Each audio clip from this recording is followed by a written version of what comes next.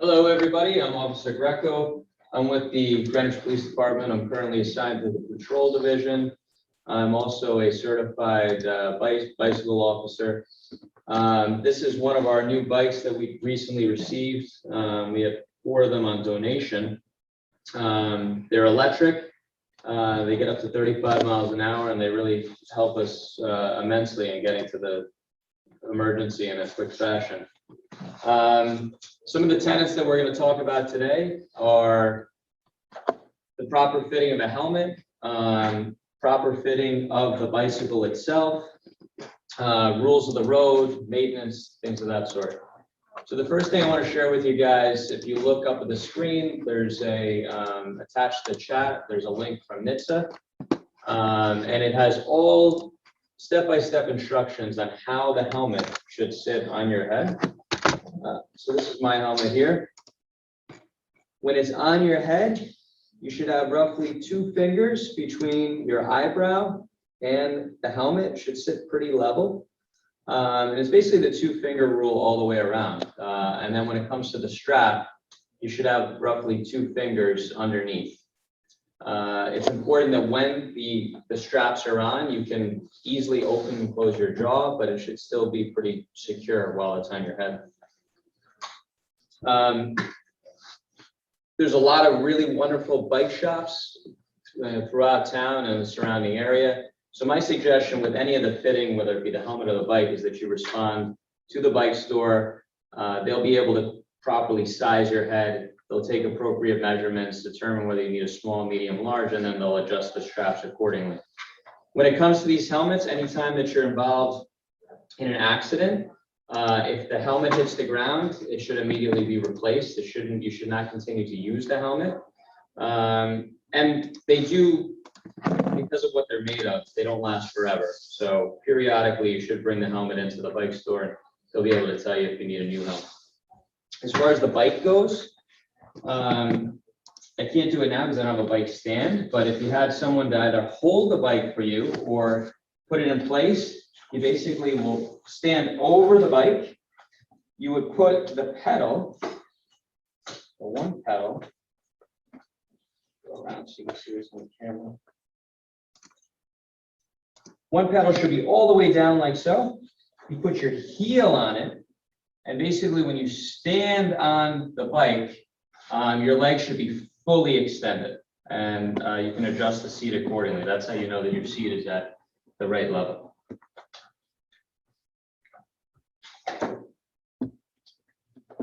But once again, the best course of action is, even if you have a used bike, is to take it to a bike store and get some professional guidance. It's not something that you're doing all the time. You may get it right. If the seat is not adjusted correctly or the bike is the wrong size for you, you'll find that you'll probably have some knee or hip pain. Some other things that you want to utilize when you're on a bike are a pair of sunglasses, or if it's like darker conditions, some type of eyewear that protects your eyes. As you're riding, you may find that there's some pebbles and things that will get kicked up on the road. And if you're disoriented and can't see, or just irritated, it may make you more predisposed to have an accident, which of course we don't want. Gloves are always a good idea. They give you, when you spend a lot of time on the bike, they kind of cushion your hands, they prevent calluses, or if you did fall, they'll give you added protection.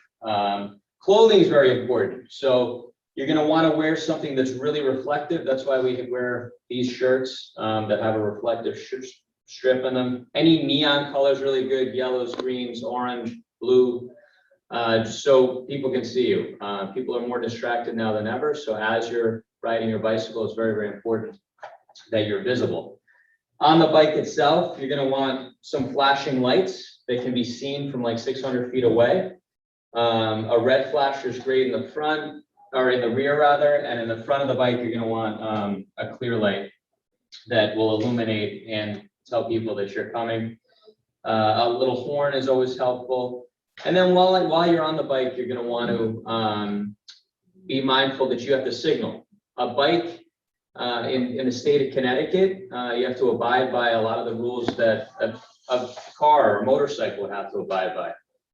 So you're going to have to, if you're going to make a left turn, well, let me back up a little bit. So where you're riding the road, you should always be on the right side of the road. Always ride with traffic, never against traffic. Like you'll see runners sometimes will run against traffic, which is fine for a runner, but on a bicycle, you want to go with the flow of traffic, stay to the right of the road, provided that the road allows enough room for cars to pass you out. If it's a very narrow road, then you should take the whole lane.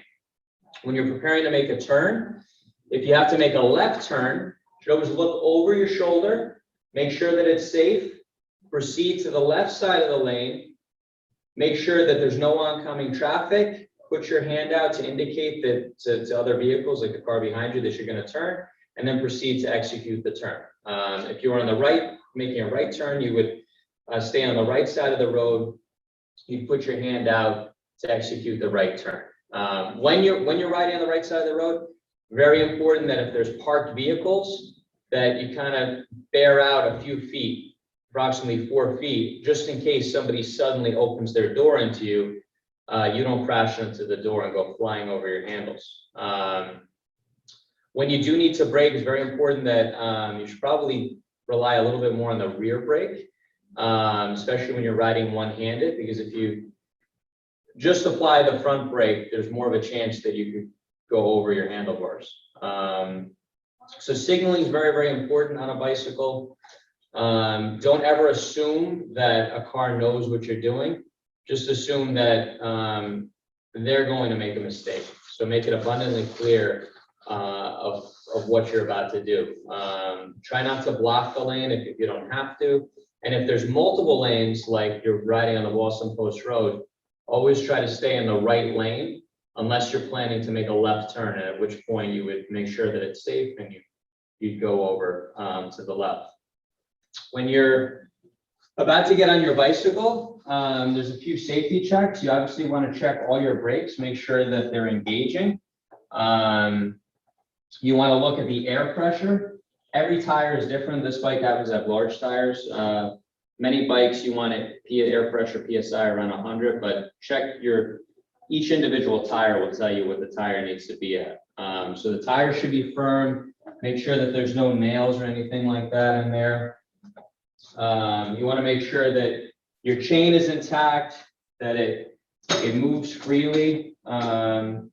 You also want to see that the chain has proper grease on it.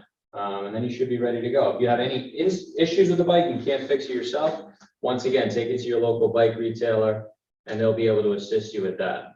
They can also teach you how to, more advanced skills like how to change a flat tire, which is a good skill to have if you're riding a lot.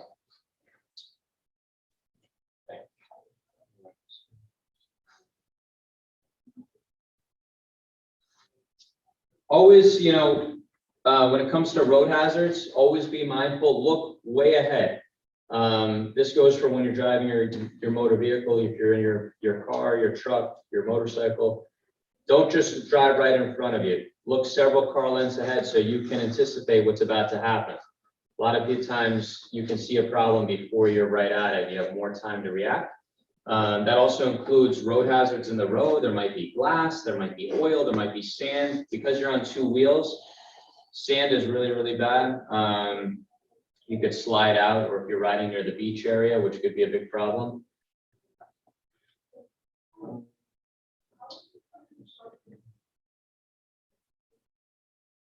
Try to avoid riding at night.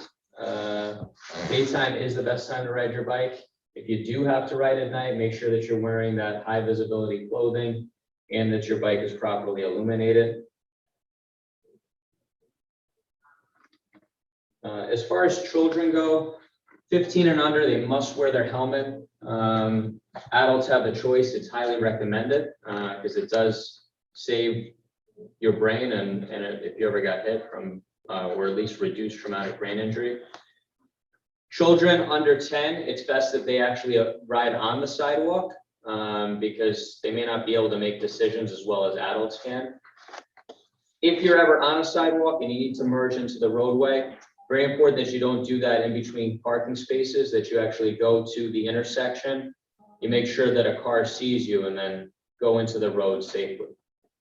So that's pretty much bike safety 101.